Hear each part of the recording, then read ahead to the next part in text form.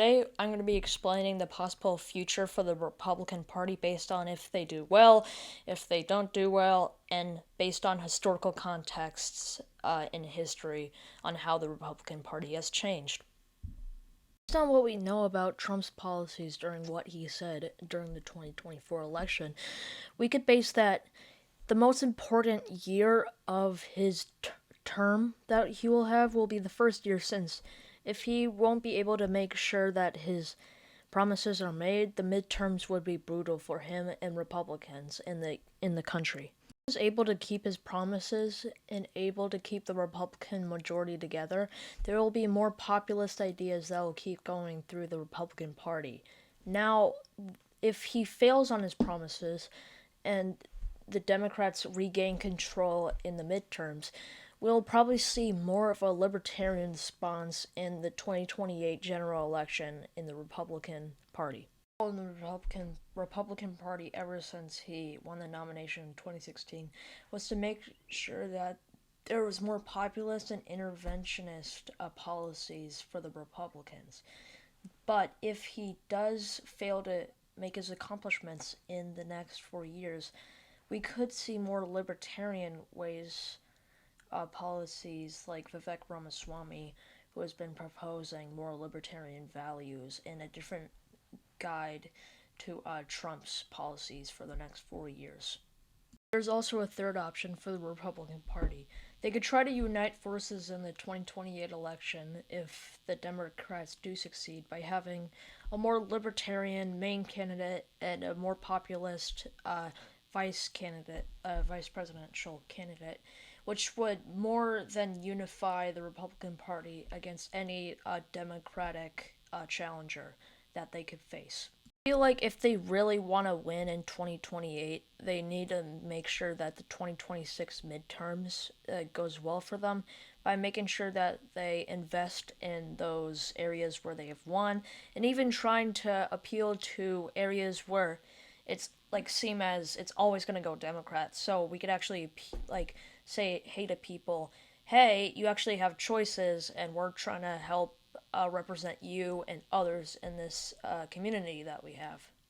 Although the Republicans could also double down even more and go even more populist, since they think, oh, we won the 2024 election by a lot, and I feel like, so if we just double down, it'll be all fine. But I feel like if the Republicans do that, it won't work in their favor, since that won't appeal to moderates and also libertarians.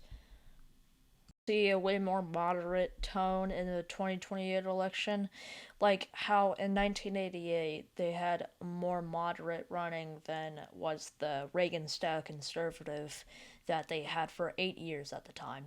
So this could be the same deal, but now with a more moderate candidate. I don't know who that could be. Some say it's J.D. Vance, but I feel like there's some more moderate candidate out there.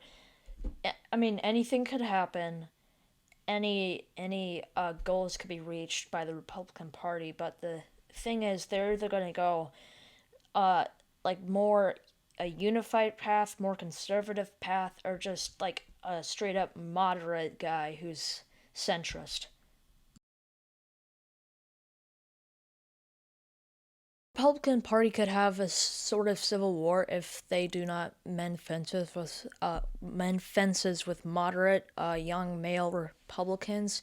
So if they do double down, there could be more of a kind of libertarian, like socially liberal but like physically conservative, more younger male voters voting for libertarians and third parties and not voting for Republicans as much. So if they want to double down, they need to make sure that they have more representation for younger male voters so they could win over moderates in swing states.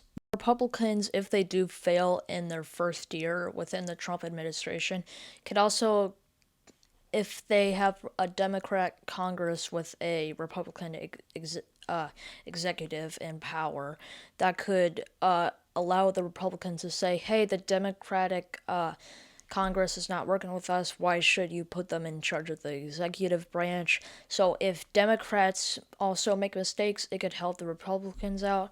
but Republicans are in power more, so it's more likely that Republicans will be blamed for what happens in the next 4 years. For Republicans to succeed in the next general election, they need to make sure that Democrats don't seem like approachable. They need to make sure that they have a united front, and they need to make sure that they don't upset younger male voters if they do double down, and if they go too moderate, they could mend fences with more conservatives.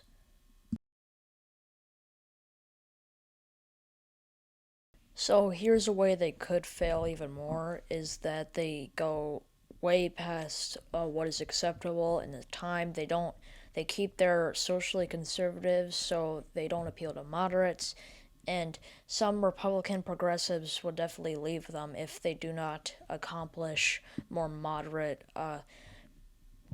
just simple goals that they've been promising for average people. So if they have like things at the grocery store as higher cost, which has generally always gone up in cases, and if they don't lower taxes as much as the American people want or need, then it will be a big deal for them. And if they don't just make sure that this is an average, if this is below average presidency, it could really hurt their case to the American people that they should be kept in office for another 4 years. Because when we do elect these people, we realize that we're electing them for a full 4 years and not just for this time and this time only. So people looked at the trends, people looked at the data, and people just voted on based on who they like. So that's what happened in 2024. But anything could happen. Any person could get in charge.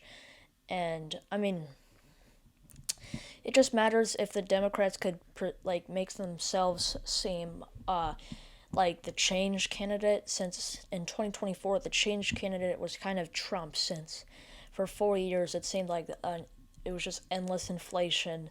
So Trump kind of had that appeal to him. But if he could keep that appeal for the Republican Party is not is definitely up to debate for right now. I feel like a lot of Republicans are definitely gambling on whether the tariff issue will work, because a lot of people say that it could help the American people, and a lot of other people say that it'll just raise costs for the average consumer. Now, if it's just it's just kind of like gambling, where it's high risk, high reward, where if the prices go up for people, it will definitely hurt the Republicans. I mean, as the average saying goes, it's the economy, stupid.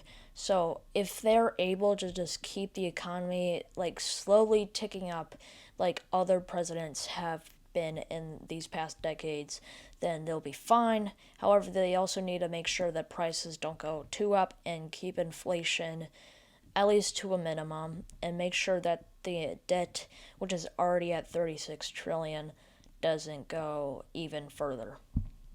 Healthcare could be an issue for the Republicans if they don't fix it, since more privatized healthcare would definitely fight off a lot of the debt issues that we have, but also make sure that average people would be in like personal debt for a long time if they get into serious accidents without a good insurance plan. Now, it's definitely high risk, high reward, kind of like the tariff issue. So if like healthcare costs keep increasing like it has been for, I mean, decades, it's just gonna be an issue that the Republicans cannot beat the Democrats on.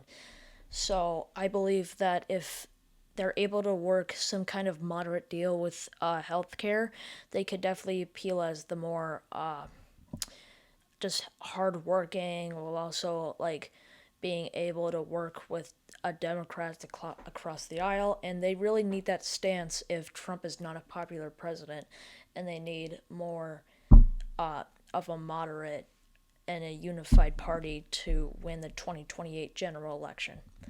Well, that's going to be it for today. I hope you liked the video, and I kind of showed you the possible futures for the Republican Party based on if they do well, if they lose, and how the party has changed historically.